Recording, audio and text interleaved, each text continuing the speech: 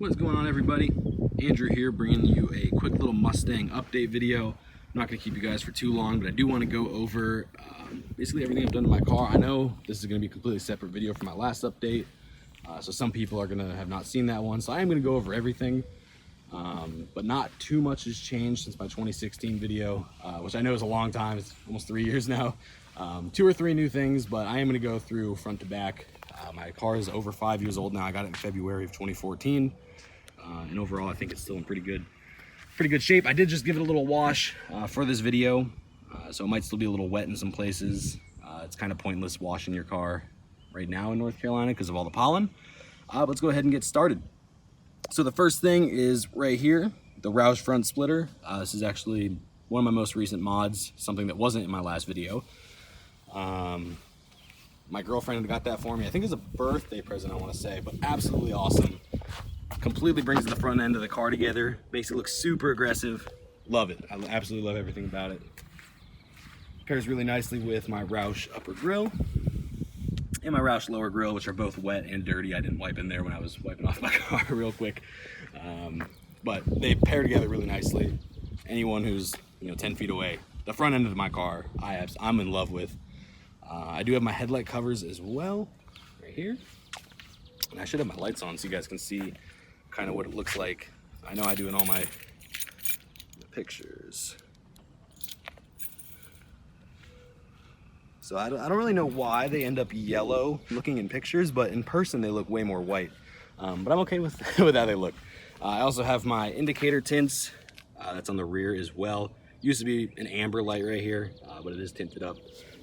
Only when the light's on can you really see it. I get a lot of questions. I do want to answer some questions I get on Instagram a lot about how easy those headlight covers are to take out. So we're gonna do a little video, and I'm gonna do this all with one hand. So imagine if you had two, about how fast you could do it.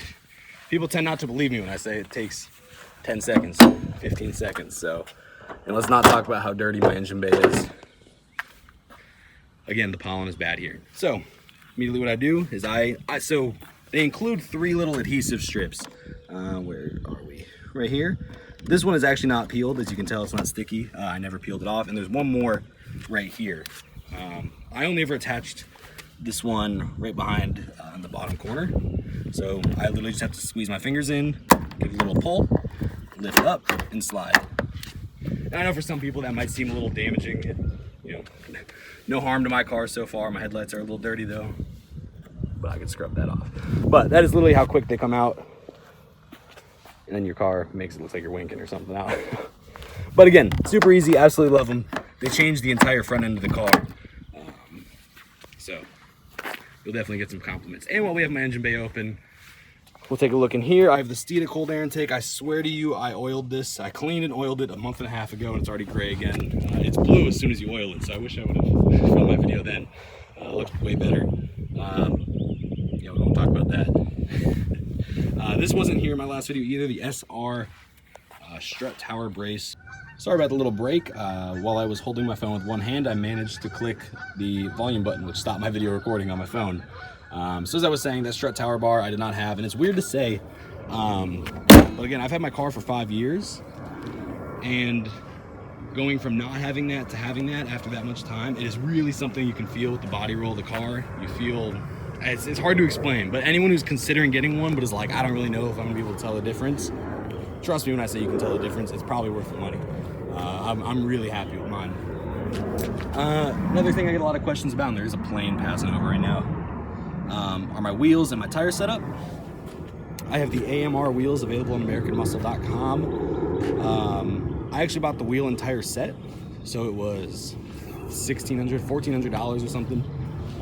The AMRs, they're 20 inches, and they came originally wrapped in Mickey Thompson street competition tires. Since then, being a Mustang, I've had to change my tires. I have Michelin Pilot AS4s now, which I'm a lot more happy with. They've been holding up a lot better.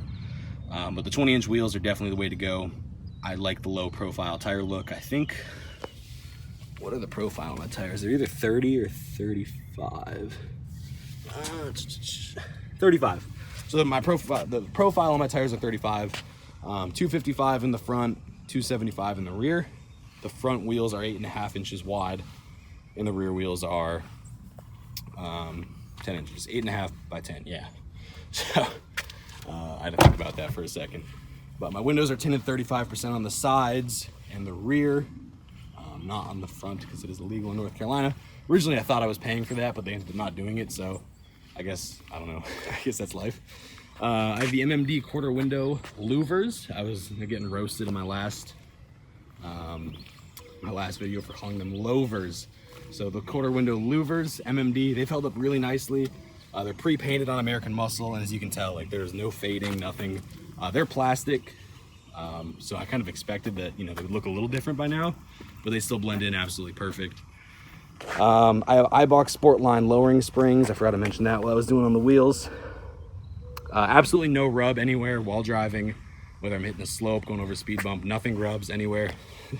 I don't know the offset of the wheels. It's something that you might want to check on American Muscle, but just trying to figure out how to show how little wheel gap there is. I can't even really fit 2 fingers in there without sliding my finger, one of my fingers up. So I'm really happy. It's a 1.1 inch drop in the front, 1.7 in the back. And it gives it a really nice aggressive stance. As I was saying, I also have the rear indicators tinted. They used to be red. Now it's a tinted red. It's more noticeable in the front where it used to be orange.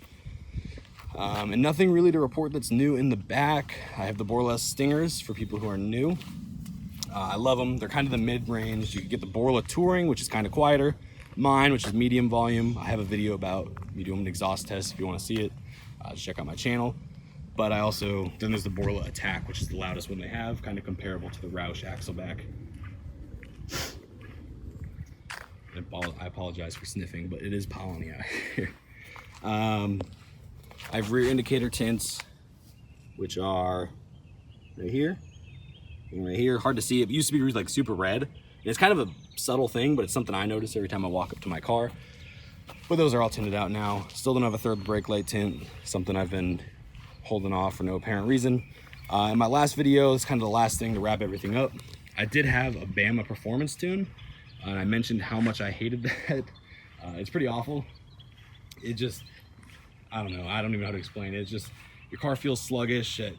It's weird at idle. Like sometimes I pull up to stoplights and I feel like I was stalling out, and I have an automatic, so it shouldn't be stalling out, right? So now I do have an MPT performance tune, which I'm really happy with. It has really, it's hard to explain, aggressive shifting. It kind of throws you back in your seat mid-shift. Again, I do have an automatic, so I know I'm kind of talking this up. But it's way more aggressive. You can set the level. But recently, I actually had I want to say it was I know it was my transmission, but I feel like it had something to do with my differential as well. Anyway, something in my car blew up, and I couldn't put my car into reverse, and I couldn't put my car into drive. It kind of just sat there. So Ford took care of it. It was covered under warranty. I don't know how, because I have a tune. And I drive my car aggressively about 80% of the time. But something in my transmission blew up. It was my clutch gears, is what they said. My clutch gears in my transmission completely exploded. So they had to cover that, but it was under warranty. I actually just crossed, as I was saying, my car is over 5 years old. I got it in February of 2014. My car is now out of warranty. I'm still under 50,000 miles, which I'm pretty happy with. I think I'm at 47 or something.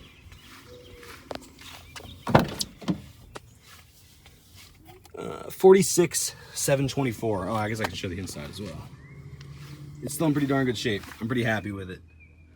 I had an Eibach and a Borla sticker because race car, you know, got to let people know that they're dealing with a real boss. And then also my Engine 3.7 Instagram logo. If you do want to follow me, I'm happy to answer anybody's questions.